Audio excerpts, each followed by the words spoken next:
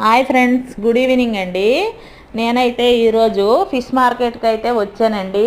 ఎందుకంటే ఈ మధ్యన చికెను ఎగ్స్ తినడం లేదు కదండి. బర్డ్ ఫ్లూ అనే వ్యాధి సోకుతుందని భయంతో ఎవరము తినట్లేదు.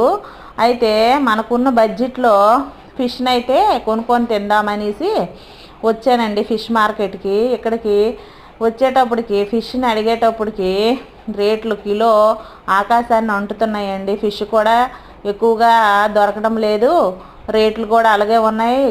డిమాండ్ ఎక్కువగా ఉండడంతో అందరూ ఫిష్ మీద పడుతున్నారు. ఎగ్స్ చికెను తినడం లేదు కదా, అందువలన ఫిష్కే ఎక్కువ డిమాండ్ ఉందండి. కిలో 500, 1000 రూపాయలు, 2000, 3000 ఇలా చెప్తున్నారండి. ఇగోండి ఈ ఫిష్ అయితే నేను తీసుకోవడం అయితే జరిగిందండి.